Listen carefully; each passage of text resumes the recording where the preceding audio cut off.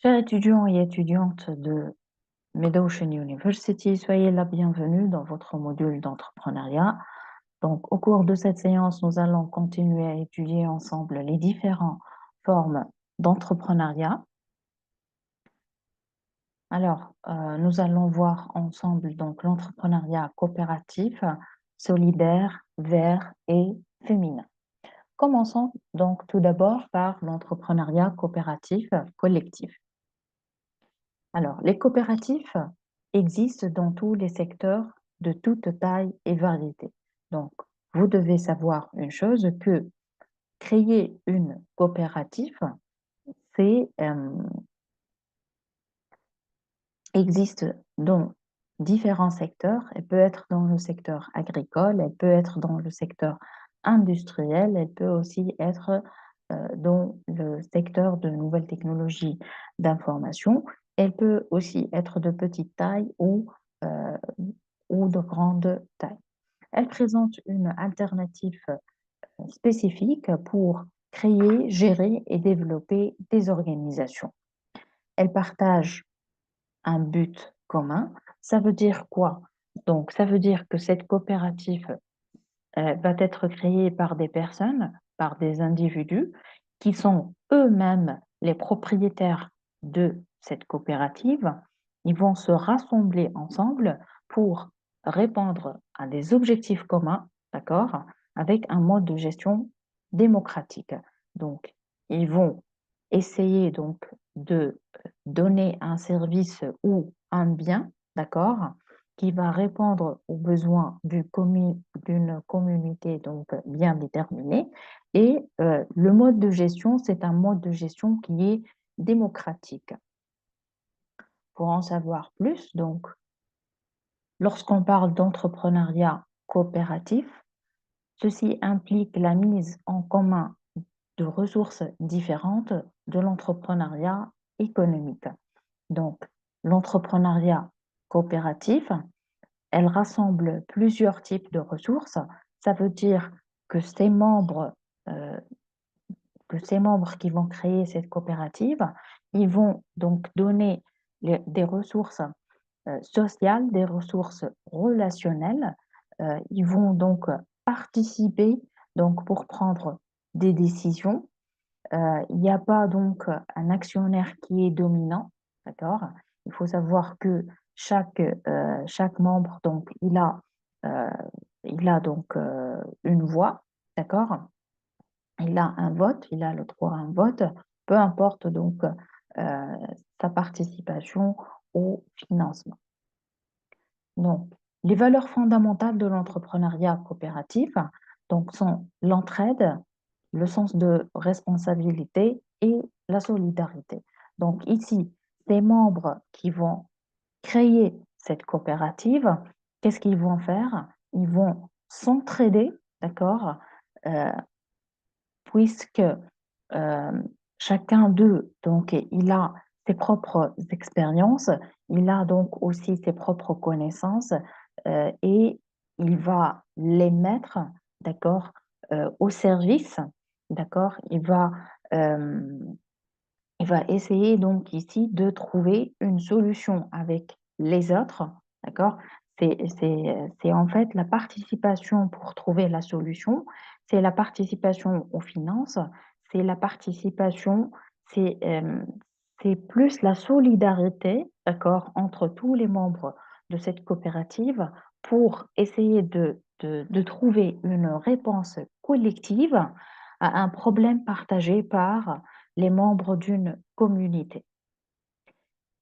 Donc, de ceci, qu'est-ce qu'on peut conclure? On peut conclure que l'entrepreneuriat coopératif englobe deux dimensions, d'accord? La dimension économique, à savoir la production, la vente de biens et de services, et la dimension sociale, c'est une finalité de service à la collectivité plutôt que une finalité de profit. Donc, gardez ça en tête. Lorsqu'on parle d'entrepreneuriat coopératif, on parle donc des valeurs fondamentales de l'entraide et de responsabilité et de solidarité, d'accord, pour euh, venir répondre à un problème d'une communauté. Et cette euh, entrepreneuriat coopérative, elle, elle rejoint donc deux dimensions, la dimension économique et la dimension sociale. Alors, lorsqu'on parle de l'entrepreneuriat coopératif, premièrement, qu'est-ce que cette coopérative elle doit avoir? Premièrement, tous les membres de cette coopérative doivent partager donc l'accès au financement. Donc, chaque membre, il peut fournir à la coopérative un capital et peut participer au capital de cette coopérative. Deuxièmement, ils vont partager aussi les outils de production. Ils vont aussi partager tous les savoirs essentiels et ils vont aussi partager leur savoir-faire entre eux. D'accord? C'est ce partage qui va aider et qui va amener cette coopérative à réaliser et la finalité économique et aussi la finalité sociale. Parmi donc les caractéristiques de l'entrepreneuriat coopératif, on trouve donc premièrement l'adhésion libre et volontaire. Ça veut dire que l'adhésion à cette coopérative, toutes les portes donc sont ouvertes pour les personnes qui sont aptes et qui sont capables et qui peuvent prendre donc le- le- leurs responsabilités donc en main, d'accord? Et ceci dans un cadre qui est fondé sur la non-discrimination, donc que ce soit sur l'origine sociale, la race, la politique ou la religion, d'accord?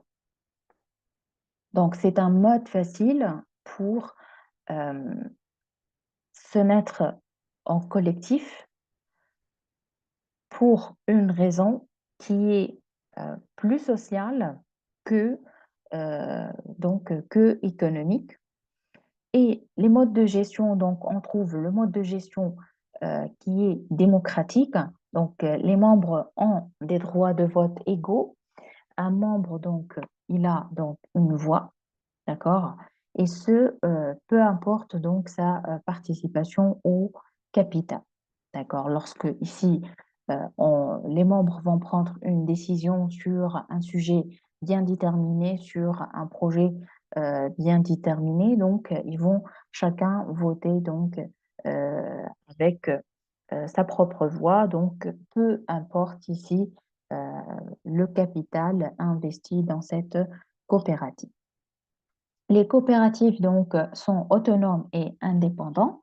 Euh, les coopératives sont des organisations autonomes d'entraide gérées par leurs membres. Ce sont ici une chose qui est très importante ici, c'est que cette coopérative elle est gérée par tous les membres de cette coopérative et il n'y a pas donc un autre, euh, comment dirais-je, un autre agent de l'externe ou une personne externe à cette coopérative qui va venir et diriger ou prendre des décisions concernant cette coopérative. La participation économique, ici donc les membres contribuent de manière équitable au capital de leur coopérative, bénéficiant d'une rémunération limitée du capital souscrit. Ça veut dire quoi? Ça veut dire que chaque membre de cette coopérative, il va contribuer donc avec un montant qui est bien déterminé et qui est le même donc par tous les autres membres et il va recevoir une rémunération limitée. Ça veut dire quoi? Ça veut dire qu'il va pas que si on prend le même membre qui va travailler pour une autre entreprise ou donc qui va soi-disant créer un autre type donc d'entreprise, il va recevoir une rémunération qui sera peut-être plus importante que lorsqu'il est en coopérative. Mais ici, euh, il y a un but commun, il y a c'est cette volonté, d'accord, de servir l'autre qui est plus importante chez donc ces entrepreneurs coopératifs. Et les excédents donc des activités réalisées sont donc réservés, d'accord, et elles seront placées pour que ce soit le développement de la coopérative ou pour le soutien donc d'autres activités donc, ou d'autres projets que la coopérative elle va réaliser. Autre avantage ou principe donc des coopératives ou de l'entrepreneuriat coopératif, c'est que les coopératives, elles peuvent s'associer ensemble et faire donc des projets, faire des projets ou des événements en commun, d'accord, pour, euh, pour donc réaliser ou apporter un service à des membres communs donc des deux coopératives. Ensuite, qu'est-ce qu'on trouve aussi? On trouve le principe de la formation et l'information. Les coopératives fournissent aux membres à ces membres la formation requise pour contribuer au développement de leur coopérative. Ça veut dire que ces coopératives, elles vont veiller à ce que leurs membres comprennent exactement et en détail comment fonctionnent les coopératives, comment nous pouvons développer et amener plus, et développer en termes de connaissances, de savoir, développer en termes d'innovation lorsque nous allons répondre aux besoins donc euh, d'une communauté, innover donc en termes de projet, de réalisation, d'accord? C'est en fait, euh, lorsque on est membre de coopérative, c'est que on est sûr que nous allons trouver l'information essentielle, d'accord? Et la formation, on va veiller à former donc nos cadres et les membres de cette coopérative sur le bon fonctionnement et sur donc ici euh, et sur donc le bon fonctionnement, la façon avec laquelle on peut progresser avec cette coopérative et nous sommes toujours dans un but de euh, pérenniser, d'accord, euh, cette activité. L'engagement envers la communauté, donc grâce à leurs valeurs, les coopératives sont susceptibles de servir l'intérêt général et pas seulement l'intérêt commun de leurs membres. Ça veut dire que les coopératives aussi, ils vont servir donc cette communauté en termes de services produits et donc on peut aussi parler de l'engagement en termes de développement durable. Alors, nous allons regarder ensemble une vidéo donc, qui parle de l'entrepreneuriat coopératif. Alors, juste un instant, je vais partager donc la vidéo, l'écran de la vidéo.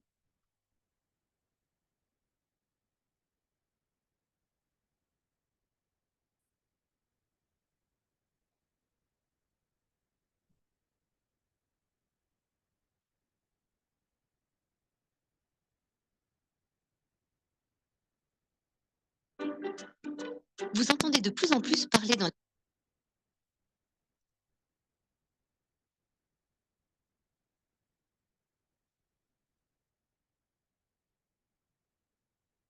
Voilà, ça va commencer maintenant. Vous entendez de plus en plus parler dans l'actualité de coopératives, d'entreprises qui ont du sens. Oui, c'est vrai. Mais savez-vous vraiment de quoi il s'agit? Je connais les coopératives qui rassemblent les agriculteurs et on entend parler des coopératives de salariés. Il s'agit du même modèle économique. Laissez-moi vous expliquer. En réalité, sans le savoir, vous connaissez les coopératives. Vous les côtoyez tous les jours ou vous en consommez les produits. Quand vous faites vos courses au supermarché, quand vous achetez vos lunettes, vos articles de sport, les jouets de votre enfant, il y a de fortes chances que vous soyez dans un magasin coopératif. Ouvrez vos placards, faites le tour de votre cuisine. Lait, beurre, viande, légumes, fruits, farine, conserves, coopératif. Et plus de 20 millions de Français sont sociétaires d'une banque coopérative. Ok, mais concrètement, c'est quoi une coopérative? Une coopérative est une entreprise pas tout à fait comme les autres. Elle répond avant tout aux besoins de ses membres, également appelés sociétaires ou adhérents. Toutes les activités peuvent être concernées. La production et la vente de biens, le financement, l'habitat, le service à la personne, la gestion de l'énergie, la mise en commun de services, absolument tout. Le modèle coopératif est aussi adapté aux artisans, aux PME. Parfois, même les salariés sont directement associés à leur entreprise. C'est le cas des SCOP. Ah bon? Mais qu'est-ce qu'elles ont de plus que les autres entreprises? Ce sont des sociétés où la personne prime sur le capital. Elles appartiennent à leurs membres. Oui, les entreprises coopératives pratiquent la démocratie. Grand ou petit, chacun vote à égalité. C'est le principe d'une personne égale une voix. Chaque coopérateur participe aux grandes orientations de son entreprise. J'imagine que ça doit marcher avec des petites entreprises, mais difficilement avec des grosses. Détrompez-vous, une coopérative est une entreprise, donc il y en a de toutes les tailles. D'ailleurs, en France, certaines sont leaders sur leur marché et se déploient à l'international. Tout est une question d'organisation. La démocratie s'organise à tous les échelons. La coopérative place toujours le sociétaire au cœur de sa stratégie. C'est assez original comme idée. La force d'une coopérative, c'est que la richesse créée sert le territoire, participe au développement local et à toute l'économie française. Le développement local? La richesse créée n'est pas redistribuée à des actionnaires extérieurs. Une part des résultats est partagée entre les membres et une part est mise en réserve dans la coopérative. Ces réserves impartageables assurent la solidité financière de l'entreprise au fil des générations et lui permet de développer ses activités et d'investir sur son territoire. C'est bien généreux, votre système. Généreux n'est pas le terme exact. Disons que chacun y trouve son compte entre bénéfices personnels et intérêts collectifs. C'est de la solidarité. C'est un modèle qui a fait ses preuves depuis plus d'un siècle. De plus en plus d'entrepreneurs, de sociétaires partagent leurs valeurs.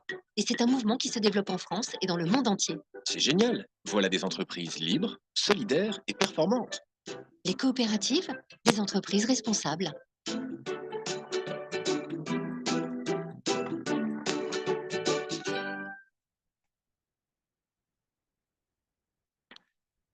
Revenons donc, à notre PPT. Alors, qu'est-ce on peut conclure de cette vidéo? C'est que donc les coopératives, elles ont des valeurs fondamentales, c'est la participation, c'est le but, un but collectif, c'est l'entraide, le sens de responsabilité. Ça peut aussi se trouver en petite forme ou donc de petite taille, pardon, et aussi on peut la trouver donc dans plusieurs secteurs. Et cette coopérative, elle peut aussi se développer à l'international. Ça aussi, c'est intéressant. Et le fait que tous les membres, c'est eux donc les propriétaires de cette coopérative. Alors, on passe maintenant à l'entrepreneuriat solidaire. Alors, qu'est-ce que c'est que l'entrepreneuriat solidaire? Donc, tout d'abord, elle est apparue dans les années 90.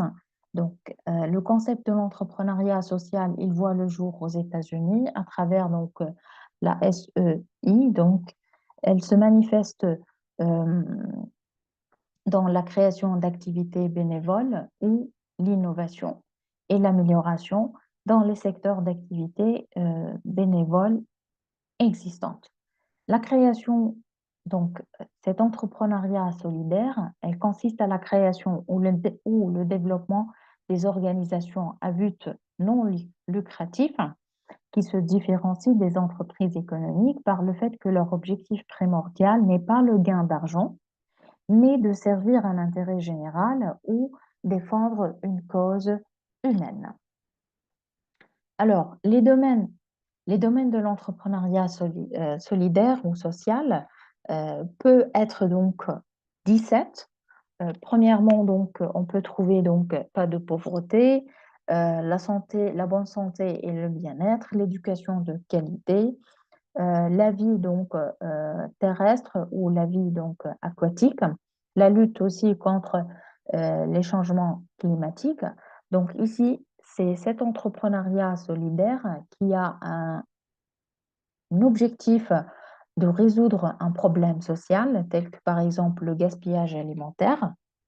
Donc, on constate euh, grâce à l'augmentation de la consommation des produits, d'accord, qu'on trouve par exemple au supermarché, c'est que euh, il y a des produits, par exemple, que la date de présomption, donc, elle va approcher, donc, et les supermarchés, ils vont se débarrasser, donc, en poubelle. Donc, ici, ça, c'est du gaspillage. On peut trouver aussi de l'entrepreneuriat solidaire qui va s'intéresser, donc, à améliorer l'éducation, d'accord? Et à fournir à une société ou à une communauté bien déterminée, donc une éducation de qualité. Les bases donc de l'entreprise, des entreprises solidaires sont, premièrement, avoir un projet économique à but non lucratif, avoir une finalité sociale, ça veut dire le bien-être, la satisfaction collective, et avoir une gestion participative, ça veut dire que toutes les parties ici prenantes sont impliquées dans la gouvernance de cet entrepreneuriat ou de cette entreprise solidaire.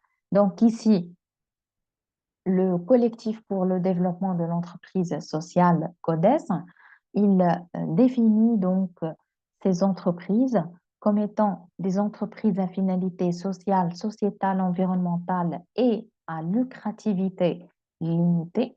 Elles cherchent à associer leurs parties prenantes à leur gouvernance. Pour mieux comprendre l'entrepreneuriat solidaire, on trouve 4 principaux piliers. Premier pilier, c'est le fait que cette entreprise solidaire, elle a un projet économique. Ça veut dire, elle a un bien ou un service qu'elle va donc produire. Elle va aussi créer de la richesse et de l'emploi. Elle a un modèle économique qui est viable.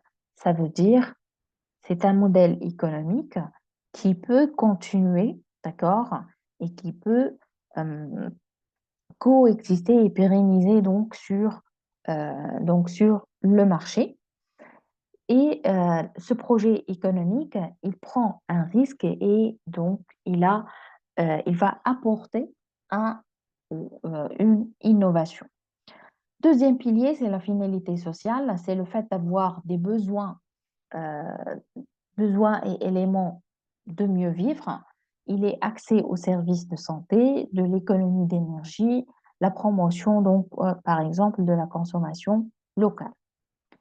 Le troisième pilier, c'est la lucrativité limitée. Ça veut dire que les bénéfices réinvestis sont réinvestis donc pour la réalisation d'objectifs sociaux environnementaux. Les profits personnels, il y a des profits personnels qui sont limités. Donc, l'encadrement à l'échelle donc, des salaires, le profit donc, il sera donc réservé à de nouveaux projets ou de nouveaux projets donc solidaires ou au développement des humains. La gouvernance participative, c'est le quatrième pilier, à savoir le processus de décision non fondé sur la propriété du capital. Le partage décisionnel, ça veut dire lorsque on va prendre une décision, donc nous allons partager cette prise de décision avec les autres. On trouve aussi l'implication des parties prenantes dans ce processus. Donc nous allons savoir que ces parties prenantes comportent dirigeants, personnel, clients, fournisseurs, donc financeurs, donc privés et administratifs locaux. Donc ça, ce sont tous les parties prenantes qui vont prendre décision donc pour cette entreprise solidaire.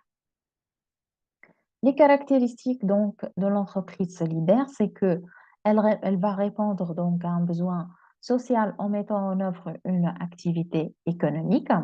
Son rôle central, c'est le fait d'établir une limite aux activités de l'entreprise, se base sur comment dirais-je, le fait de trouver des relations pour les parties prenantes, un point de repère entre les dimensions économiques et sociales, la distribution limitée des excédents. Ça veut dire qu'il n'y a pas de distribution de bénéfices ou de distribution limitée. Elle concerne donc des activités à faible intensité capitaliste. Les formes juridiques qu'on peut trouver donc en tant qu'entreprise solidaire, on peut trouver donc sous forme d'associations, de mutuelles, de coopératives, de fondations. Les ressources, donc, cet entrepreneuriat ou cette entreprise solidaire peut avoir comme ressource le sponsoring, le mécénat, etc. Les formes de l'entrepreneuriat solidaire peuvent être l'entrepreneuriat communautaire, donc la communauté est l'acteur principal et le bénéficiaire de l'action entrepreneuriale. Ça veut dire par exemple un village engagé dans des activités de production et de vente des produits locaux, par exemple comme le café. Agent donc de changement social, des individus font évoluer donc les perceptions de la population concernant des problématiques sociales spécifiques telles que le développement durable ou la gestion des ressources rares. On peut aussi donc trouver l'innovation sociale. Ce sont des innovations au sens large, incluant des processus et des technologies relatifs à des biens sociaux. Donc, ces formes ont été donc euh, rédigées et créées par Alain Payol. Donc, l'entrepreneuriat solidaire ou social, selon William Bill Drayton, qui est le fondateur et l'acteur et l'actuel donc président donc d'une ONG qui est vouée à la recherche donc et à l'encouragement des entrepreneurs sociaux dans le monde entier. Qu'est-ce qu'il dit à propos de l'entrepreneuriat solidaire? Il dit que les entrepreneurs sociaux ne, ne, ne se contentent pas de donner un poisson ou d'enseigner la pêche, ils n'auront de repos que lorsqu'ils auront réussi à révolutionner l'industrie de la pêche. Le but de la vie du véritable entrepreneur social est de changer le monde. Donc, qu'est-ce qu'on peut conclure? On peut conclure que l'économie solidaire et sociale est en plein développement car elle permet de répondre aux besoins fondamentaux. En période de crise, c'est elle donc qui est la plus dynamique que le reste de toute l'économie. Et son développement nécessite la mise en place d'un système complet, hommes, outils, institutions, médias et politiques. Donc ici, c'est l'entrepreneuriat solidaire est un moyen qui va permettre de dynamiser l'économie, que ce soit donc à l'échelle nationale ou à l'échelle internationale. Et ceci nécessite donc plus de sensibilisation, plus donc peut-être la rédaction et la mise en œuvre des lois qui vont être appliquées sur le terrain. Peut-être qu'on pourra aussi donner des avantages pour ce genre d'entrepreneuriat, d'accord, pour amener les gens à participer et à créer dans le social. quelques exemples donc, de projets d'entrepreneuriat solidaire. On trouve donc le projet Gentuli, donc, qui a une mission donc, de réduire la mortalité des enfants, donc, que ce soit en naissance ou après naissance. Et c'est une entrepreneuriat qui a permis donc, aux familles d'accéder au service médical, d'accord, euh, au service médical dans ces cas et permettre aussi d'éduquer, d'accord, ou de former ces jeunes mères, d'accord, à l'adoption donc de bons gestes à un prix donc le prix donc a été accessible pour donc ces communautés spécifiques. On trouve aussi donc Green Recycling qui lutte donc aussi contre les déchets, qui a été aussi créé par une équipe d'étudiants, d'accord, en Zimbabwe, d'accord, qui ont développé et qui ont recyclé donc le déchet des plastiques et qu'ils ils vont l'utiliser donc comme euh, carburant. Et aussi, la chose qui est plus importante, c'est que ici, ils vont recruter pour ce travail-là les veuves donc des guerres, de la guerre, pour la transformation et la vente donc du carburant et ceci donc permet à ces femmes donc d'accéder à une indépendance financière.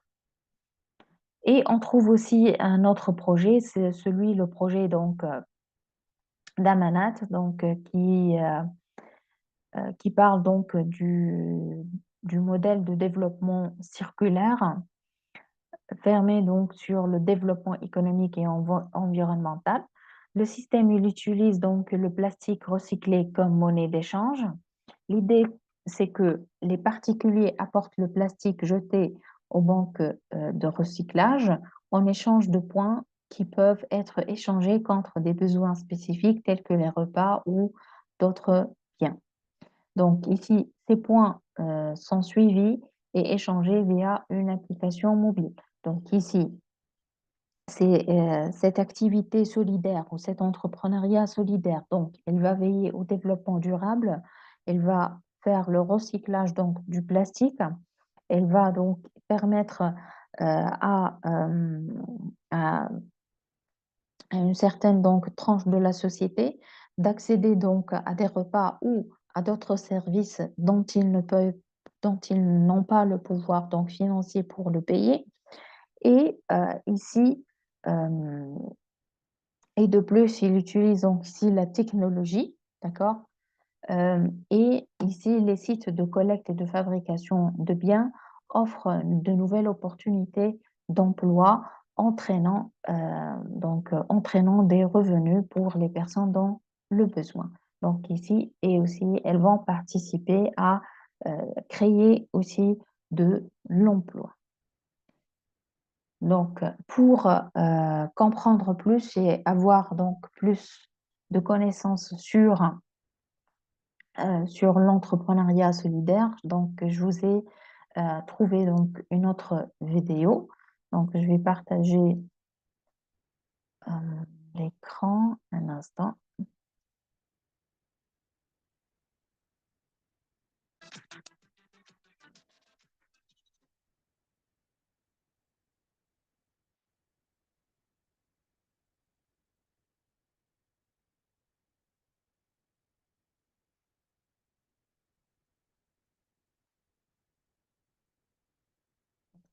Ouais,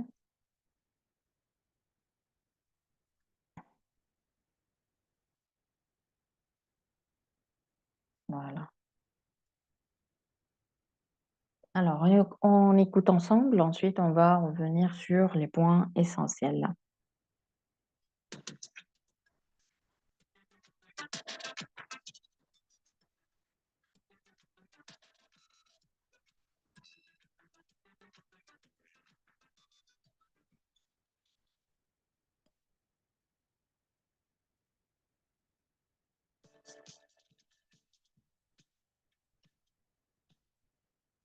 Bonjour et bienvenue dans le gros mot de l'écho. Vous vous demandez peut-être s'il est possible de faire vos courses, de travailler sans épuiser les humains et la planète. Vous en avez peut-être assez de la surproduction et de la surconsommation. Cette semaine, le gros mot de l'écho vous emmène explorer une troisième voie, l'économie sociale et solidaire. Ni profit à tout prix, ni philanthropie. Ce nouveau modèle s'appliquerait à tout. Distribution, énergie, transport, industrie. Mais qu'est-ce que c'est exactement et comment ça marche ?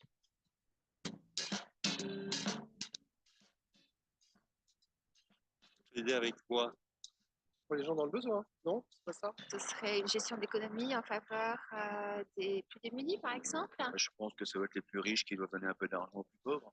On a besoin des entreprises, des associations pour s'occuper de cette économie solidaire, puisque je suppose que l'État ne peut pas prendre en charge toutes ces difficultés, tous ces problèmes.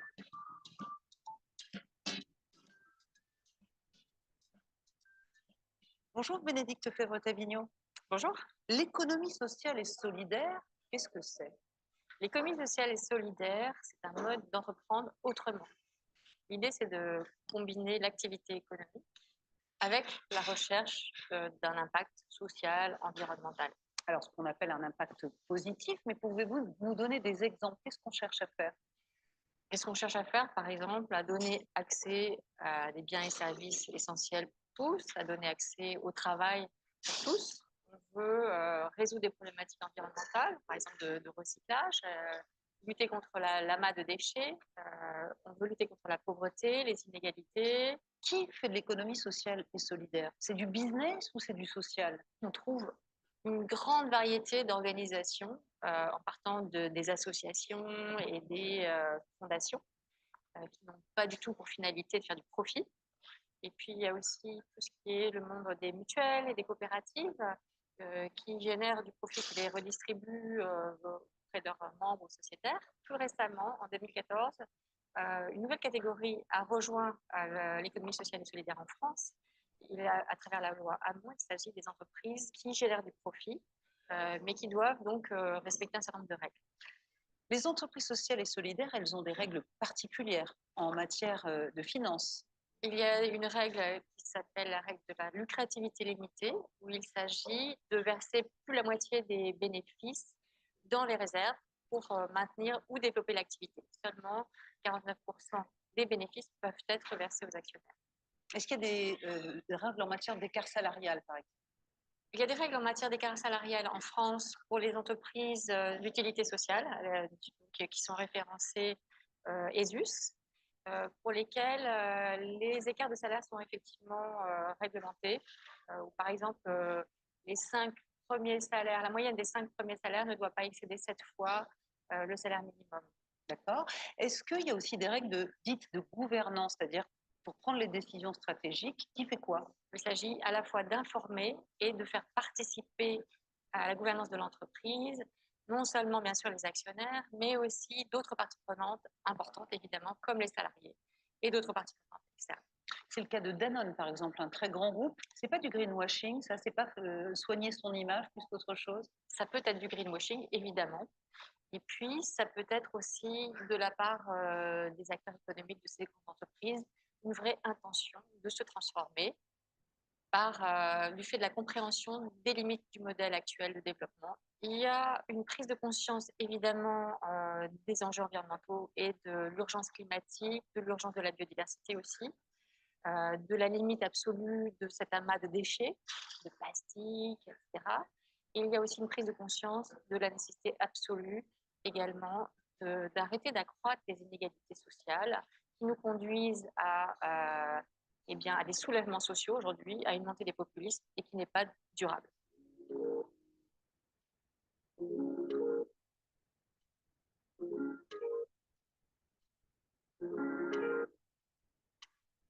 En France, l'économie sociale et solidaire, c'est 10% du PIB et 12% des salariés du privé. Le secteur compte environ 215 000 structures, des fondations, des associations, des coopératives, mais aussi, et c'est nouveau, des entreprises comme Phoenix. Créée il y a 6 ans, Phoenix a déclaré la guerre au gaspillage alimentaire.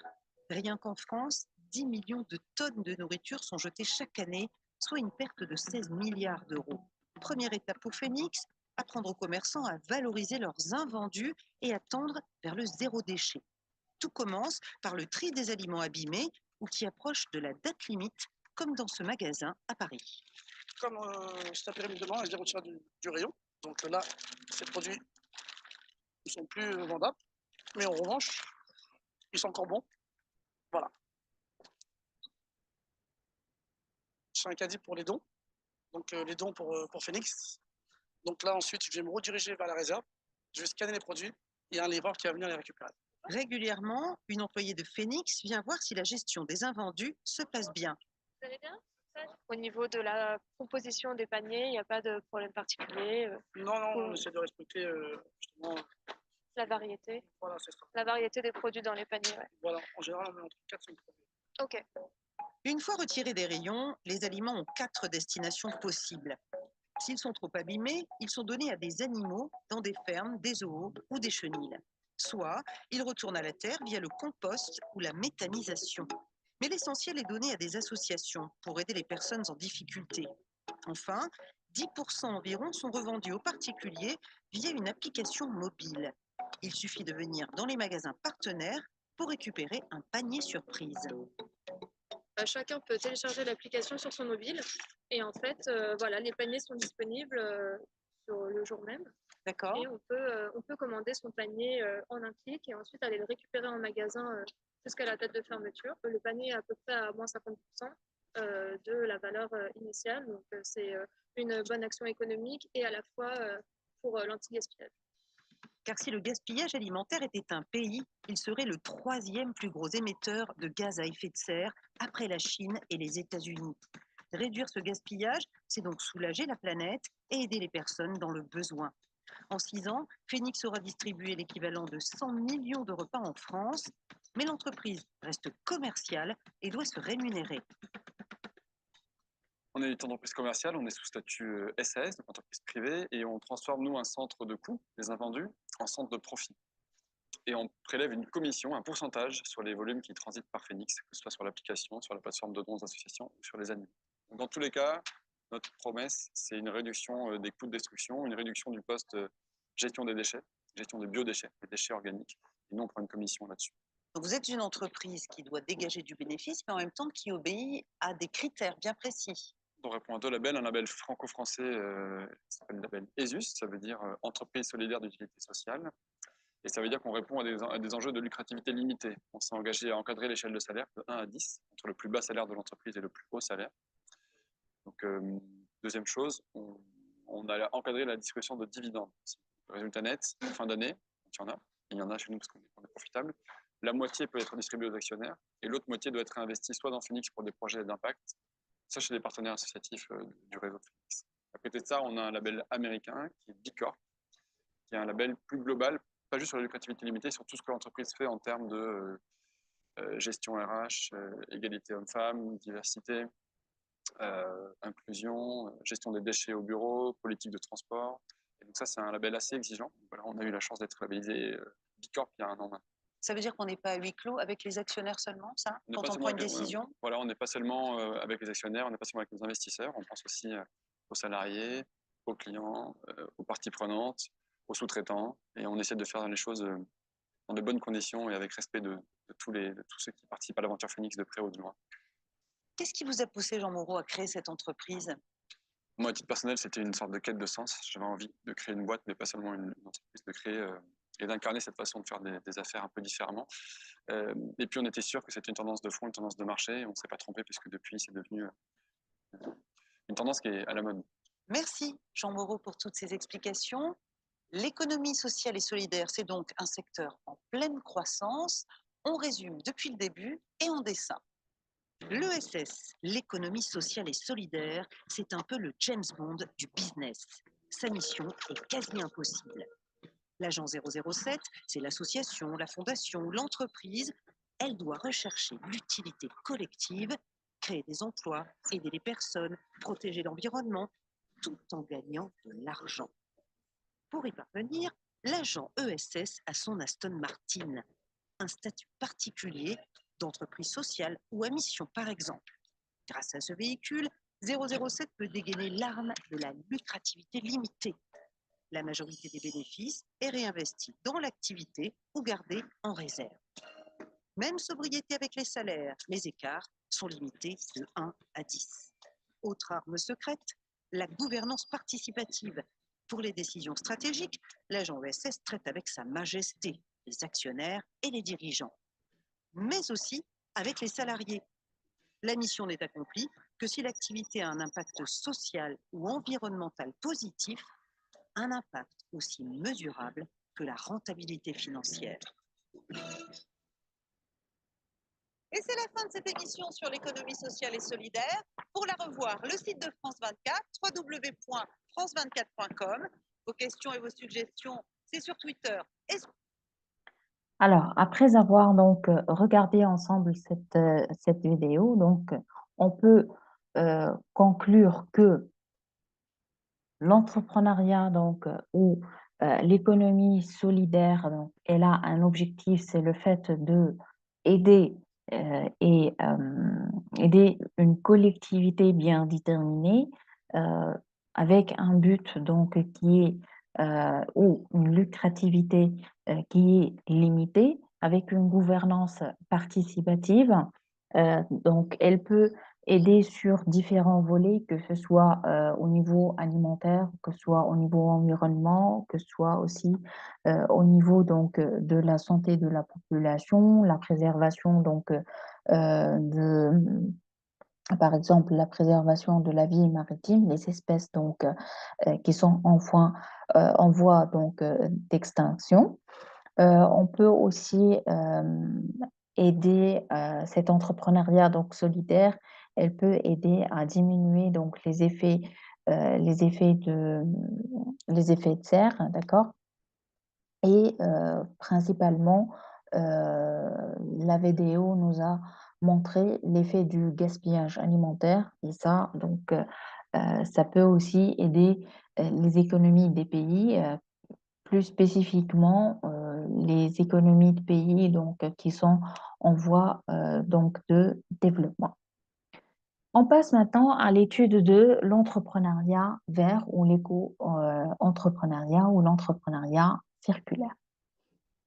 Alors, pour commencer à étudier donc cet entrepreneuriat vert, donc on va se mettre en situation, par exemple, imaginez que Robinson donc Crusoe, donc qui est en train de vivre sur une île et il est en train donc ici de consommer de la nourriture, il est en train donc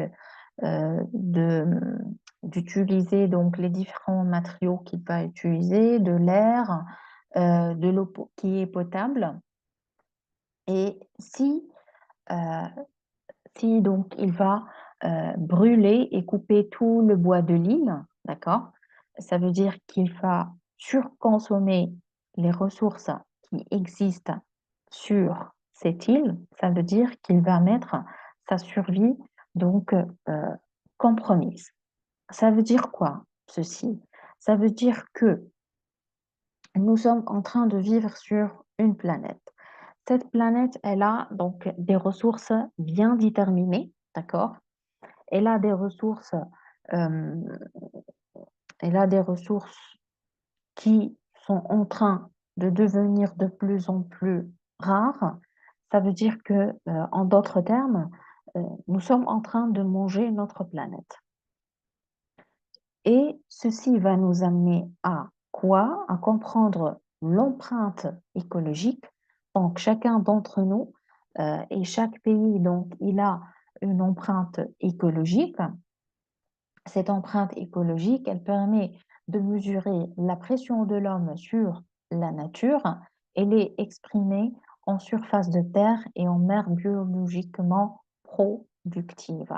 Et ceci, cette empreinte écologique, va nous amener à parler du développement durable. Donc, le mot dont on entend fréquemment, d'accord, dans les télés, dans les documentaires, dans donc, les programmes donc, radio, c'est que il y a une forte tendance et il y a une conscience mondiale, d'accord, de l'importance du développement durable, de l'importance donc de l'environnement, de préserver donc un environnement sain, que ce soit pour nous maintenant et aussi pour les futures générations, parce que euh, ça serait vraiment inacceptable que nous allons surconsommer et surexploiter les ressources euh, qui sont disponibles maintenant, d'accord? Et on ne sait pas, est-ce que demain ou après un an ou 5 ans peut-être, est-ce que ces mêmes ressources, elles seront disponibles avec des quantités suffisantes par rapport au nombre des habitants donc du monde. Alors, l'entrepreneuriat vert, c'est quoi? Donc, c'est la pratique de résoudre consciemment les problèmes environnementaux en concrétisant des idées novatrices qui incorporent donc des niveaux de risque élevés et qui ont un effet positif net sur l'environnement naturel et qui sont simultanément viables sur le plan économique. Ça veut dire que lorsqu'on parle d'entrepreneuriat vert, ça veut dire nous avons des idées qui sont innovatrices, qui vont venir résoudre ce problème, cet écart, cette augmentation de l'empreinte écologique, que ce soit de l'homme ou donc des pays, d'accord? Et nous allons essayer de trouver des solutions grâce à cette innovation écologique pour réduire notre impact sur notre environnement. Alors, l'entrepreneur vert, c'est une personne qui lance et dirige une entreprise qui est verte dans sa stratégie et aussi dans ses processus de production du début jusqu'à la fin. Ici, ceci va nous amener à comprendre une chose, c'est que pour être une entreprise verte, il faut veiller à ce que vous ayez intégré dans votre style de management, dans vos stratégies, dans vos objectifs, le fait de rendre votre activité, votre fonctionnement, votre production, d'accord, votre création de richesse en vert. Ça veut dire respecter l'environnement.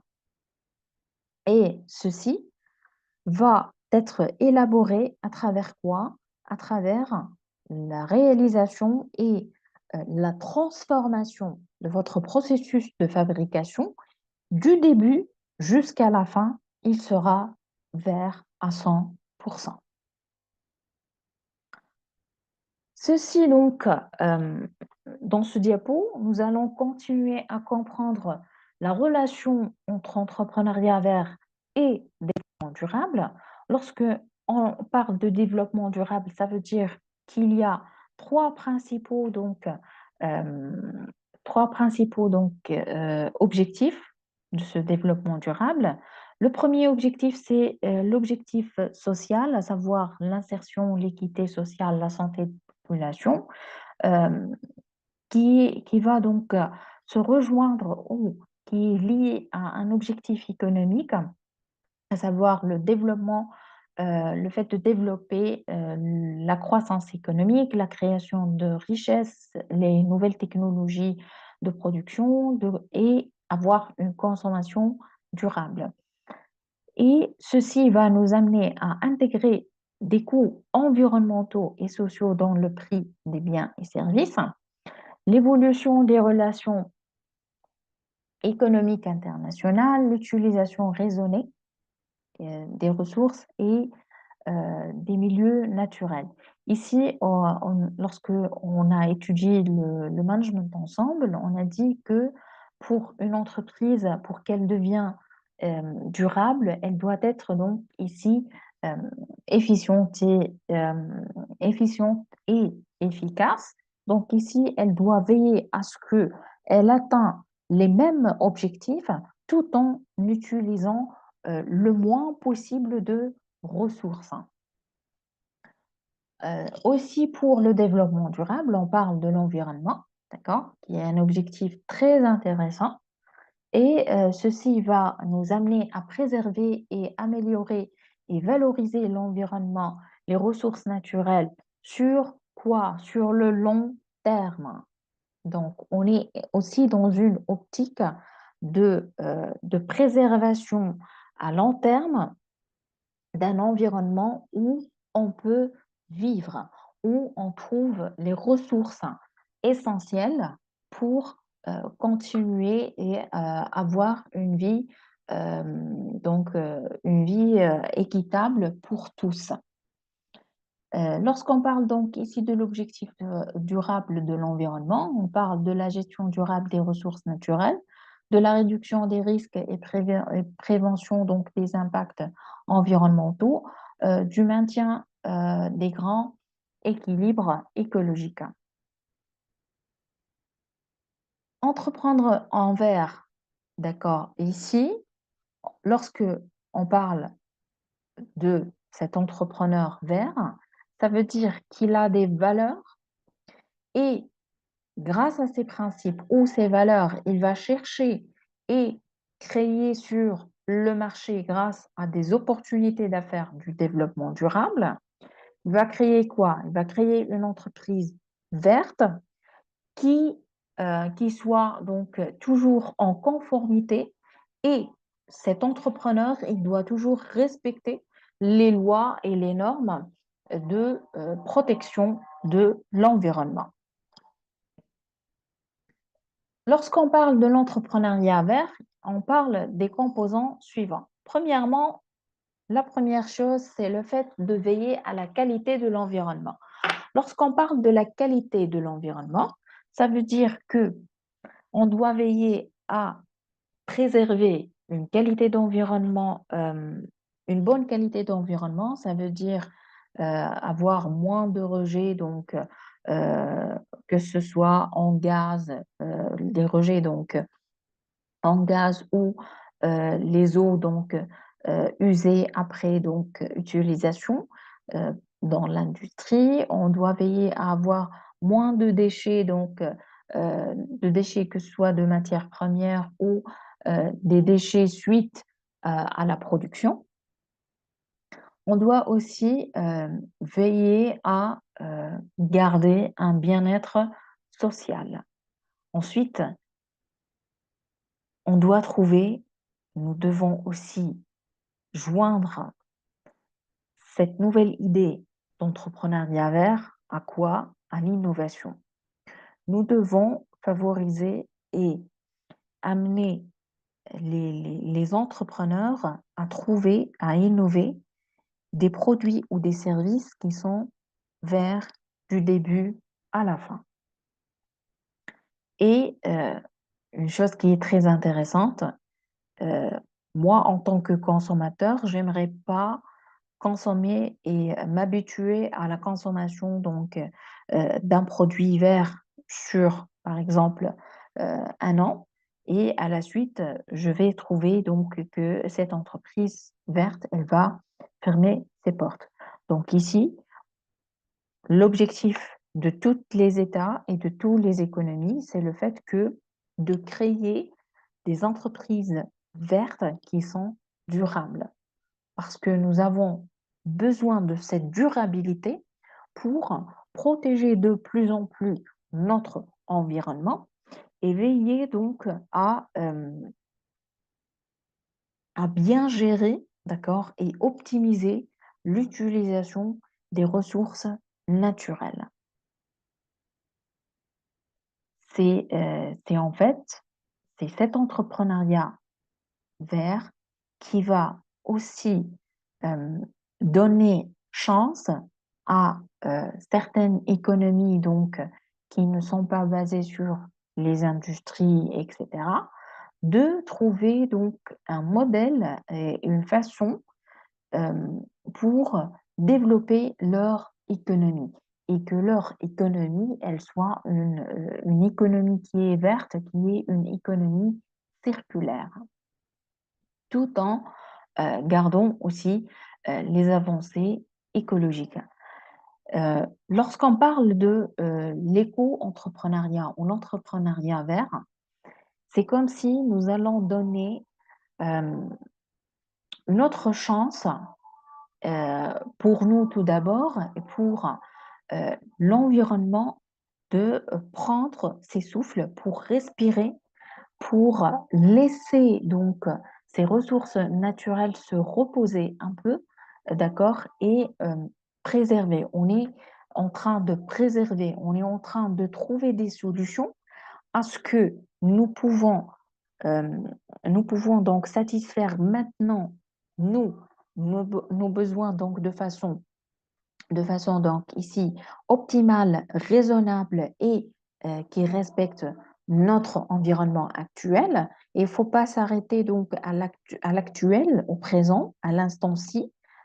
Donc, et il faut avoir une pensée à long terme. C'est en fait, si j'apprends et si on apprend tous à mieux gérer donc notre environnement, à préserver notre environnement, donc notre environnement, à l'instant, on pourrait donc garantir aux futures générations le fait qu'ils vont aussi trouver des ressources, le fait qu'ils vont trouver un environnement sain, d'accord, un environnement où ils peuvent aussi créer et survivre.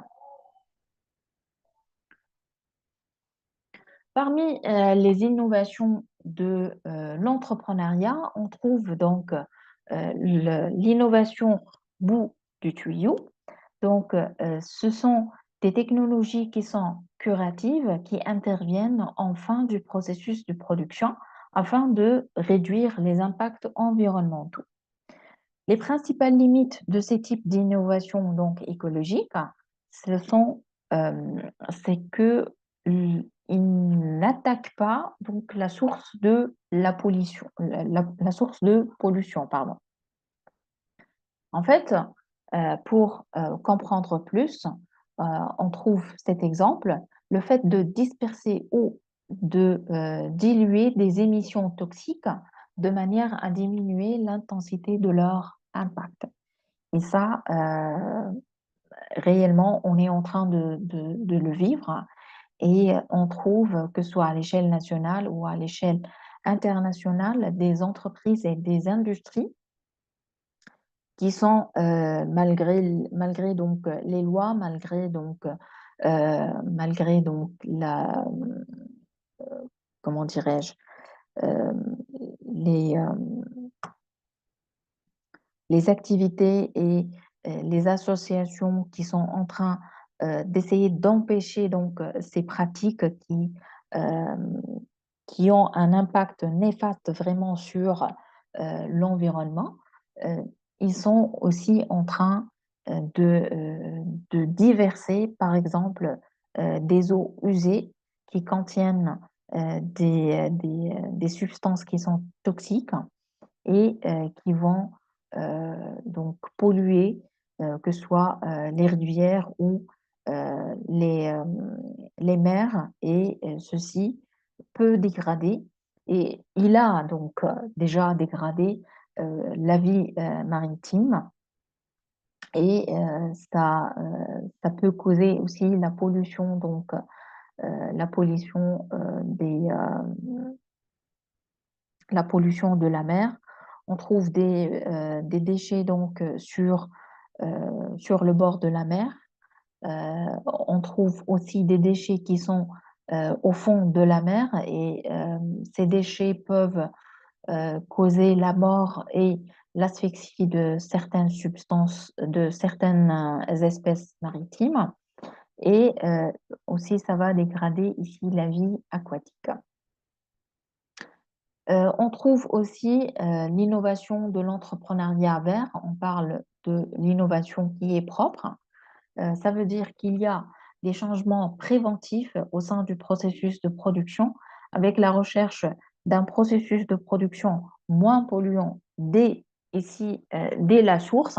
Donc, dès le début, donc, où il y a pollution, on doit attaquer ici la source de pollution au sein de notre processus de fabrication. Ses principales limites, c'est que l'adoption, elle nécessite un engagement relatif important en termes de ressources humaines et financières, ainsi que il y a toujours des changements profonds des systèmes de production. Par exemple, les coproduits utilisés, donc les impacts environnementaux, produits fabriqués et commercialisés de telle sorte qu'ils ne soient pas donc nocifs pour l'environnement ni pour les utilisateurs et qui sont recyclés facilement. Parmi les exemples donc d'entreprises vertes, et ici, il y a une chose qui est très importante à savoir, c'est que de nos jours, lorsqu'on parle de l'entrepreneuriat vert, on parle d'une économie et d'un mode d'entreprendre qui est en croissance et qui à la fois peut générer des bénéfices économiques et peut aussi nous aider à surmonter les défis et diminuer les impacts de la production de l'ancien mode de production. Comme entreprise verte, on trouve les entreprises de l'industrie alimentaire. Donc aussi, ici, donc, on parle de vente des aliments qui sont biologiques, hein, que ce soit donc ici au niveau des fruits et légumes, on parle de plus en plus donc des aliments qui sont bio. On trouve aussi les industries pharmaceutiques qui vont utiliser des composantes comme par exemple les plantes, les huiles essentielles, etc. On parle d'une chose aussi qui est en train d'exploser partout dans le monde, c'est l'écotourisme. Certains pays qui n'ont pas des industries qui sont développées, qui ne peuvent pas donc produire et faire de l'industrie, on trouve que ces pays-là, ils ont un capital important, ils ont un avantage, c'est qu'ils ont une nature vraiment fabuleuse, une nature qui est parfois diversifiée. On trouve donc la plage, la mer, on trouve les montagnes, on trouve donc le Sahara, par exemple. Et il y a une tendance, c'est qu'on est en train d'encourager l'écotourisme. On est en train de construire des villages et des hôtels qui sont des maisons d'hôtes aussi, qui respectent le tourisme. On trouve que ils sont en train de faire, par exemple, le guide touristique dans cette nature-là, d'accord? Ils utilisent aussi donc ici de l'alimentation donc qui est bio et qui est donc locale, donc de cette région-là. Ils utilisent des matériaux qui sont construits par les artisans de ce pays, de ce village, par exemple. Et l'écotourisme, il est en train d'exploser pour une autre cause, c'est qu'il est moins polluant et ça nécessite d'avoir cette idée de consommation bio, de tourisme sans impacter l'environnement. Et ça, c'est très important. Et je vous conseille donc d'étudier et de vous focaliser un peu vos lectures sur l'écotourisme. Peut-être que vous allez l'utiliser un jour. Ensuite, on trouve les entreprises vertes qui opèrent dans les énergies renouvelables. Alors, les énergies renouvelables ou les énergies vertes, donc ici, on parle de l'énergie donc des éoliennes, le fait de produire de l'électricité à partir du vent. Ça aussi, ça peut aider une population donc pour avoir de l'électricité donc toute la journée sans coupure. On trouve aussi donc l'énergie solaire, le photovoltaïque. Ici, on trouve, et partout dans le monde, on trouve par exemple, des bâtiments euh, qui sont illuminés totalement grâce à l'énergie verte. On trouve aussi des industries qui utilisent aussi uniquement de l'électricité verte parce qu'ils utilisent le photovoltaïque, par exemple, sur leur toit ou sur, par exemple, le parking donc des voitures du personnel. On trouve aussi des agriculteurs qui utilisent donc de l'énergie solaire et le photovoltaïque, que ce soit pour sécher donc leurs fruits et légumes et les vendre séchés, que ce soit pour déclencher les systèmes d'irrigation pour leur plantation. Donc, on trouve aussi, je me rappelle, je vous ai parlé donc de cette innovation, le fait euh, de fixer ici des systèmes euh, de, de collecte du mouvement à la surface de la mer, le mouvement des vagues, et il y a une sorte de générateur qui va transformer aussi le mouvement de ces vagues-là en énergie verte. On trouve aussi l'industrie de recyclage. Lorsqu'on parle de recyclage, donc l'énorme problème, c'est que euh, euh, de la planète, ce sont les déchets, surtout en plastique, d'accord? On doit toujours utiliser du plastique ou, par exemple, des sachets en plastique qui est réutilisable, recyclable. On trouve aussi les déchets au niveau des habits, d'accord? Parmi les innovations qu'on trouve partout donc, dans le monde, c'est que euh, on collecte, on collecte donc les habits qui sont jetés et on va les recycler sous forme, par exemple, de sculptures. Dernièrement, donc, on trouve une innovation au cours de laquelle on transforme ces déchets de vêtements en système comme des briques, donc pour construire des maisons. On trouve aussi donc des entreprises qui sont en train de nettoyer les zones polluées ou de faire le traitement des eaux usées.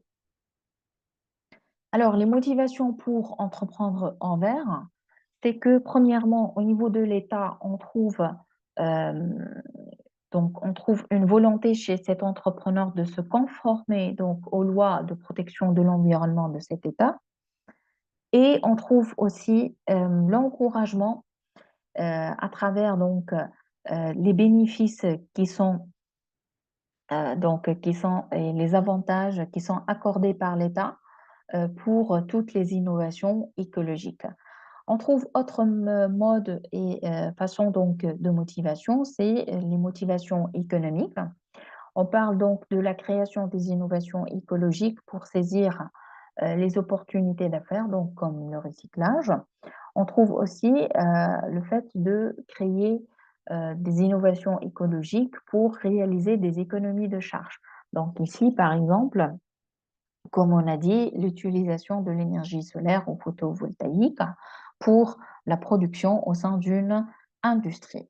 On trouve aussi les besoins des clients, on trouve que la conscience de clients, on trouve des clients qui sont de plus en plus conscients de l'intérêt et de l'importance de l'environnement et de la consommation de produits qui sont écologiques et qui respectent l'environnement. Pour donc ici, ces clients, ils sont sensibles à l'environnement et donc leurs besoins, ils sont énormes. Ça devient donc énorme en termes donc de matériel qui consomme moins de l'énergie, comme par exemple l'éco-construction des bâtiments, qui est un exemple très intéressant. Le fait donc de construire vert, ça va me permettre, par exemple, de garder une maison ou un bâtiment chaud en hiver et froid, donc durant l'été, d'accord, sans avoir recours au chauffage ou à l'utilisation massive des climatiseurs. Donc, on est en train de consommer plus de l'électricité qui n'est pas vert. Donc, on trouve donc des consommateurs qui veillent à consommer vert et à changer leur mode de consommation quotidien. Alors, comme un petit exercice, donc je vous propose de chercher quelles sont les opportunités d'entreprendre vert aux îles de Comores. Alors, on passe à l'entrepreneuriat féminin. L'entrepreneuriat féminin, c'est quoi? Elle répond donc aux exigences de justice et d'équité en permettant aux femmes de bénéficier des mêmes opportunités que les hommes pour créer et développer leur entreprise. Donc ici, grâce à ce mode d'entrepreneuriat, on donne et on ouvre l'accès à la femme afin qu'elle crée et elle développe et elle gère donc une entreprise. Investir dans les femmes est l'un des moyens les plus efficaces d'accroître l'égalité et de promouvoir la croissance économique incluse et durable. Donc, on est, euh, on est parti donc d'une logique que hommes et femmes, on est en train de vivre sur la même planète. L'homme, il peut créer une entreprise, alors pourquoi pas la femme? La femme, donc figurez-vous que la femme, donc, elle existe et elle travaille dans tous les domaines. On trouve la femme en tant que médecin, on trouve la femme en tant que pilote, on trouve la femme en tant qu'ingénieur, on trouve la femme en tant que financière, on trouve la femme en tant que enseignante, comme conductrice de train, etc. Donc la femme, elle existe et elle travaille dans tous les domaines. Donc c'est un être qui a de l'esprit de créativité qui est admirable, qui a de l'initiative pour créer de la valeur et qui veut donc réaliser le développement économique. Alors, la femme entrepreneur a été définie donc de plusieurs façons. Donc, la femme, c'est la femme qui seule ou avec des partenaires a fondé, acheté ou accepté en héritage une entreprise qui assume tous les risques et les responsabilités financières, administratives et sociales et qui participe quotidiennement à sa gestion courante. Les femmes entrepreneurs jouent un rôle essentiel dans le développement socio-économique de l'Afrique selon l'Organisation internationale de travail. Donc, la femme entrepreneur, c'est une femme qui cherche l'épanouissement personnel, l'autonomie financière et la maîtrise de son existence grâce au lancement et la gestion de sa propre entreprise. Donc ici, il y a certains mots-clés. Premièrement, l'épanouissement personnel et l'accomplissement personnel. L'autonomie, le fait que la femme, elle est capable d'avoir sa propre autonomie financière et la maîtrise de son existence. Donc, la femme est un être qui est capable de créer et de gérer une entreprise.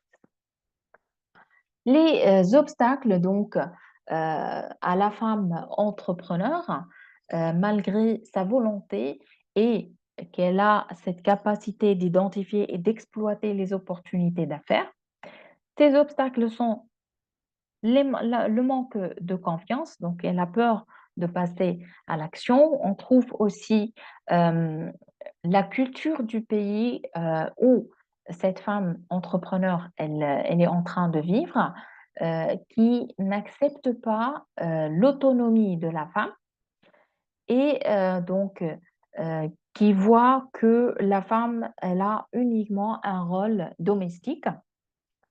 C'est aussi, on trouve comme obstacle le niveau d'éducation.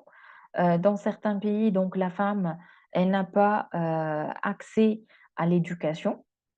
On voit aussi comme obstacle à cet entrepreneuriat féminin, c'est que la femme, elle a des responsabilités donc familiales. Elle a un manque de support aussi de l'État. L'État donc n'encourage pas et ne met pas à disposition de cette femme entrepreneur des facilitations pour créer sa propre entreprise. Aussi, on ne trouve pas des organismes qui sont spécifiques dans chaque secteur pour accompagner cette femme entrepreneur. Et on trouve aussi le manque de sensibilisation et le manque d'accès à des connaissances au niveau des experts dans le domaine d'entrepreneuriat pour ces femmes. Et aussi, on trouve une chose qui est toujours existante dans les cultures des pays, c'est que si la femme, elle va sortir pour travailler, d'accord? Si la femme, elle va entreprendre, c'est qu'elle va faire et elle va engendrer un déséquilibre entre sa vie personnelle et sa vie professionnelle. Alors, lorsqu'on parle de l'entrepreneuriat féminin, on parle de l'autonomisation. Euh, c'est, euh, Ce sont des ressources.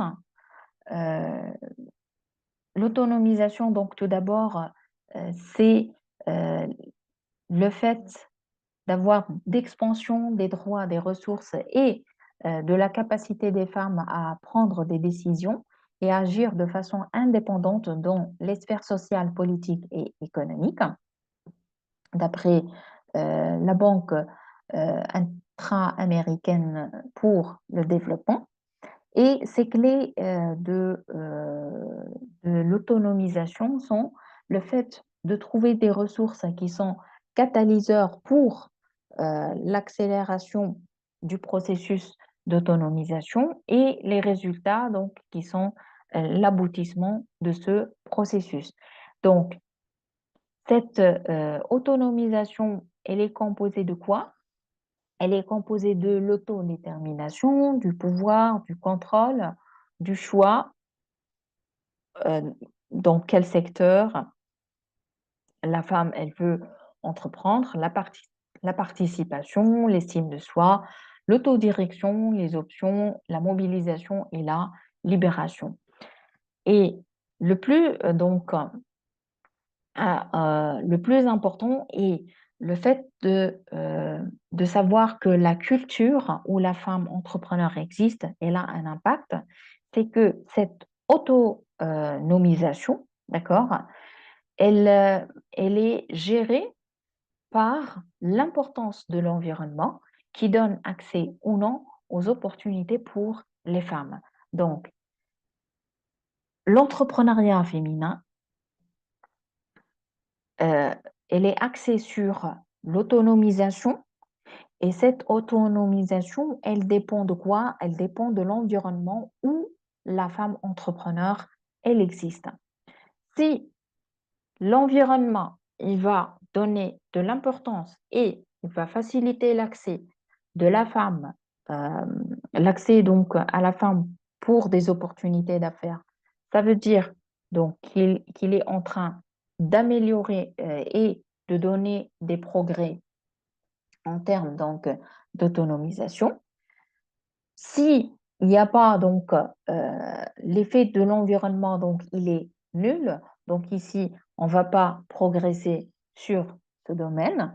Et parfois, on peut avoir l'effet de l'environnement. Donc ici, il est pervers, il peut être pire.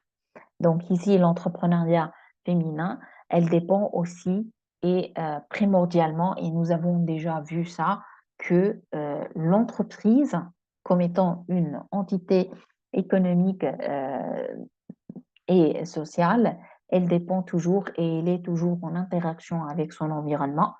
Mais ici, la spécificité, c'est que nous sommes en train de parler de l'entrepreneuriat féminin, d'accord, et on est en train de parler que la femme, elle peut occuper une position d'entrepreneur. Et on voit comment ici, et ce statut de cette femme-là, de cette femme entrepreneur, il est quoi? Il est relié, d'accord? Et il est donc impacté par l'environnement où elle se trouve et la culture du pays où elle se trouve. La typologie donc des femmes entrepreneurs, on va trouver cette typologie grâce au croisement des deux variables, à savoir l'attachement au rôle traditionnel de la femme, l'attachement aussi aux idées entrepreneuriales. Donc, on trouve la femme domestique, donc qui est une femme dont la motivation principale est le besoin de flexibilité en cohérence avec l'exercice des responsabilités. On trouve aussi donc les femmes entrepreneurs conventionnelles, ça veut dire qu'elle va créer une entreprise dont le but de compléter donc un niveau, un revenu pardon, familial qui est insuffisant. Et elles choisissent souvent des secteurs qui sont dans le prolongement de leur rôle traditionnel dans le contexte familial. On trouve aussi les entrepreneurs, donc les entrepreneurs féminines euh, qui, qui sont innovatrices. Ce sont des femmes ambitieuses qui saisissent des opportunités en dehors donc, de leur domaine d'expérience et qui travaillent sur un thème central plus important que celui donc d'assumer les mêmes activités ou le même rôle de la femme traditionnelle. Les motivations maintenant pour les femmes entrepreneurs est liée à leur intention. Donc, ces intentions peuvent être des intentions positives, donc on parle des intentions et des motivations qui sont pull, d'accord, qui sont reliées à la volonté de cette femme, et on parle aussi des motivations qui sont négatives, on parle des motivations qui sont push, ça veut dire la nécessité, reliée à la nécessité. Donc, on commence par les motivations reliées à la nécessité, comme par exemple le revenu familial insuffisant, l'insatisfaction dans le travail, donc salarié, la difficulté à trouver un emploi, la perte d'emploi, la flexibilité du temps et les préoccupations familiales sont tous des motivations qui vont ici pousser donc par nécessité la femme à entreprendre. Par contre, on trouve les motivations pull qui trouvent la source de la volonté, qui trouvent donc leur source de la volonté, sont par exemple l'indépendance, l'accomplissement personnel, le goût d'entreprendre, le revenu, la mission sociale, le statut social et le pouvoir et l'autonomie. Donc, toutes ces motivations-là vont, euh, donc, vont attirer ou ils vont amener la femme, d'accord, à prendre et saisir donc et vouloir passer au statut d'une femme entrepreneur. Alors, pour promouvoir l'entrepreneuriat féminin, il faut tout d'abord veiller à comprendre, sensibiliser et convaincre l'environnement socio-culturel sur l'importance de l'entrepreneuriat féminin. Veiller à diffuser donc ici les opportunités à travers les réseaux d'information disponibles, créer des coopératives sectorielles féminines, créer donc ici des organisations d'aide et d'accompagnement pour ces femmes entrepreneurs, organiser et faciliter l'accès à des formations spécifiques aux femmes par secteur d'activité. Donc ici, c'est un accompagnement, c'est un suivi, c'est un coaching, c'est un mentorat pour ces femmes entrepreneurs. Renforcer donc ici l'accès et faciliter l'accès à la femme entrepreneur, l'accès au microcrédit, au financement, d'accord? Il faut trouver, hem, une forme de financement qui est spécifique, heu, qui est, hem, qui est en adéquation avec le modèle économique de l'entrepreneuriat féminin et encourager aussi l'environnement. Ici, le rôle de l'État, c'est d'encourager et soutenir donc, l'entrepreneuriat féminin à travers les lois et les réglementations. Pour, clôturer cette partie sur l'entrepreneuriat donc, féminin, on va, voir ensemble une vidéo. Alors, un instant.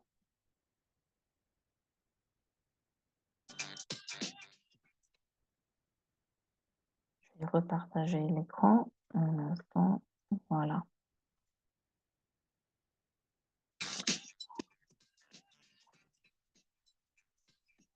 Bonjour à tous, c'est Anatolie. Je suis très heureuse de vous retrouver. Bienvenue dans ce nouveau numéro de hashtag Femme Entrepreneur. Comme chaque mois, nous allons à la rencontre d'une femme, chef d'entreprise en Normandie. Aujourd'hui, nous sommes à Acquigny pour rencontrer Isabelle Guillaumard. Bonjour Isabelle. Bonjour Anatolie. Alors en première question, j'aimerais savoir ce que fait ton entreprise. Alors écoute, tu te trouves ici sur le bateau amiral du groupe CCI Productions et notre activité, c'est le développement, la fabrication et le conditionnement de parfums et de cosmétiques pour les plus grandes marques du monde. Quel a été ton parcours pour en arriver là aujourd'hui? Alors, c'est un parcours d'abord de salarié, c'est une carrière de salarié dans l'industrie pharmaceutique qui m'a amenée au comité de direction d'un laboratoire de biotechnologie américain, Amgen. À une petite quarantaine, j'étais, comme on dit, successful. Et comment et surtout pourquoi as-tu décidé de reprendre cette entreprise? C'est assez difficile à expliquer cette sensation et paradoxe aussi de tout avoir. J'avais 40 ans, j'avais tout. La réussite, le succès professionnel, la carrière, le confort matériel, la sécurité d'un poste de cadre supérieur à Neuilly avec un très beau bureau en verre. C'était une vie professionnelle épanouie. Et pourtant, j'avais cette sensation, tu es bien là, mais tu vas y rester longtemps. Et c'était pas possible en fait. C'était une frustration. Ça ne me nourrissait plus. Je commençais à m'ennuyer prodigieusement. J'avais besoin d'autre chose. Et justement, malgré cette frustration, est-ce que c'est pas compliqué de quitter le confort de l'employé pour devenir chef d'entreprise? L'engagement que j'ai fait il y a 11 ans, c'est un vrai saut dans le vide. L'engagement, c'est un saut dans le vide de toute façon. Et c'est vrai que je me souviens en comité de direction de mes collègues me disant « mais c'est dingue, qu'est-ce que tu fais ?» En fait, je me souviens avoir dit cette phrase, Descartes dit il vaut mieux changer ses rêves que l'ordre du monde. Eh bien, moi, j'ai décidé de changer l'ordre de mon monde. J'avais besoin de liberté, d'engagement et de risque. Et tu m'as dit tout à l'heure que tu avais un style de management assez particulier. Est-ce que tu peux nous expliquer? Alors, je ne sais pas si c'est un style finalement de management. En tout cas, c'est un nouveau mode de gestion et de management que je mets en place dans l'entreprise. Depuis maintenant 3 ans, je me suis inscrite dans la responsabilité sociétale des entreprises. J'ai résolument tourné le groupe vers la RSE. Et le principe est la bienveillance, d'une part, et nous nous inscrivons aujourd'hui dans un nouveau mode de participation des salariés avec l'actionnariat des salariés qui débutera en 2020. D'accord. Et en plus de tout ce que tu nous dis, tu es aussi écrivain.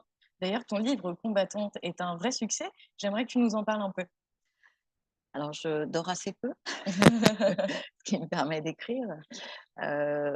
Combattante, c'est l'ultime résilience. Il est vrai que les 11 dernières années de ma vie ont été extrêmement riches. Et je dirais que le point de départ de Combattante, c'est le cancer du sein en 2013, en août 2013, un grade 3 agressif, qui est finalement le nouveau challenge que je dois relever, c'est-à-dire survivre, survivre pour mes enfants, survivre pour sauver mon entreprise. Et cette bataille, je la raconte dans Combattante. C'est aussi un manifeste pour la féminité combattante et sur l'exercice de la féminité tout au long d'une vie de femme, c'est compliqué d'exercer sa féminité. Alors, quand elle est malmenée par la maladie, encore plus. Voilà, donc c'est le besoin d'écrire presque pour guérir. Eh ben, super parcours. Comme dans toutes les interviews, j'aimerais que tu nous emmènes dans un endroit qui tient particulièrement à cœur. Qu'est-ce que tu as choisi de nous montrer aujourd'hui? Mon usine.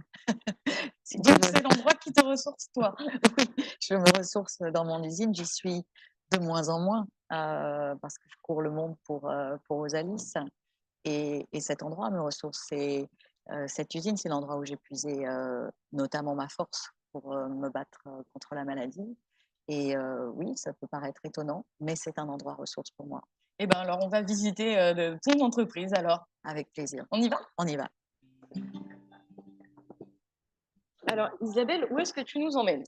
Écoute, je vais t'emmener au comité d'entreprise, plutôt au comité économique et social maintenant. On y va. Qui a lieu ce matin. Et c'est un organe de gestion pour moi de l'entreprise important. Donc, c'est quelque chose qui te tient à cœur particulièrement. Pourquoi? Alors, pour moi, ça illustre le climat et le dialogue social. Et de surcroît, je m'inscris dans la transmission d'entreprise, tu le sais, oui. De façon assez originale, avec ce concept que j'appelle entreprise hybride, puisque je transmets à la fois à mes filles, mais également à 250 personnes, puisque je leur ai proposé d'avoir 250 frères et sœurs, et qu'elles ont accepté. Voilà. C'est une très belle initiative. Merci de nous avoir fait partager ce moment. On continue la visite? On continue la visite.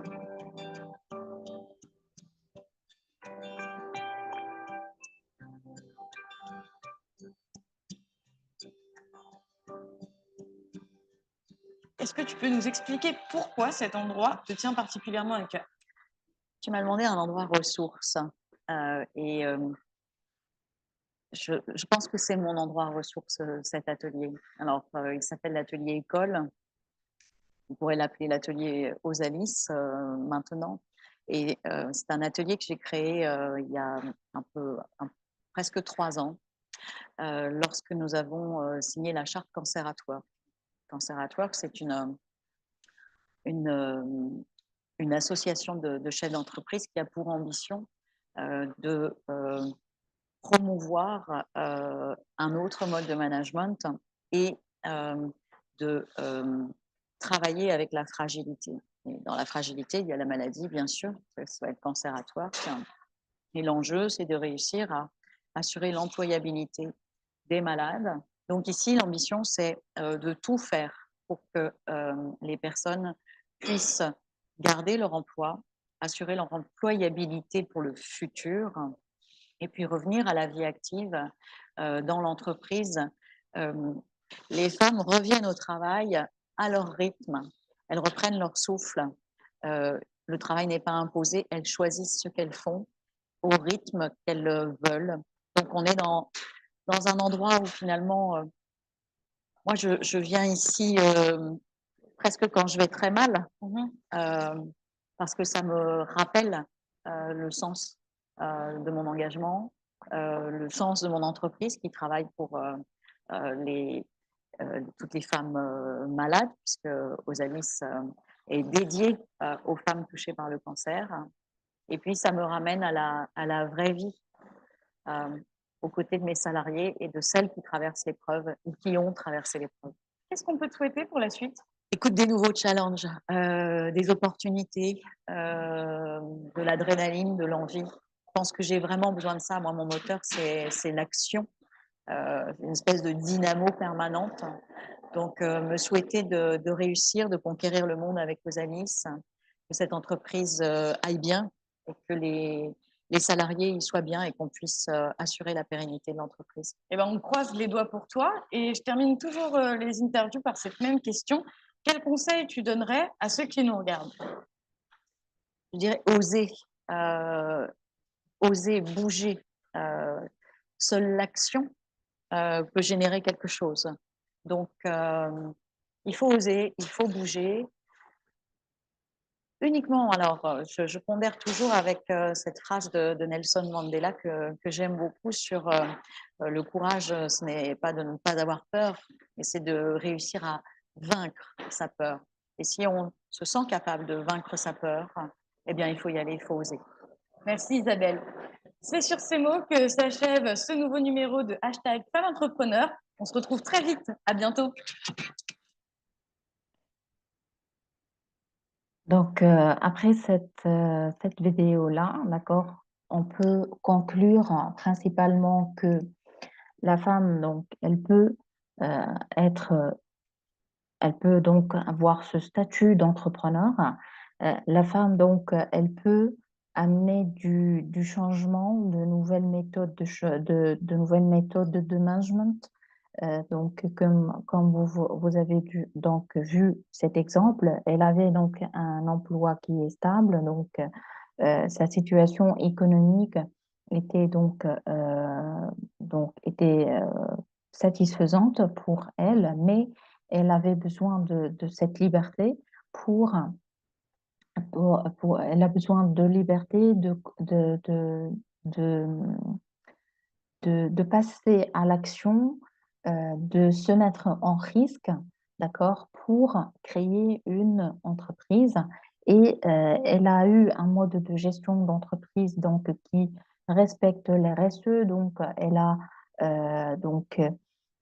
presque donc elle a donné toute son entreprise pour ses employés. Elle applique donc les RSE. Elle va pas s'arrêter jusque-là, donc elle est en train d'aider donc les femmes atteintes par la maladie. Elle est en train donc, elle leur permet de garder leur emploi, d'accord?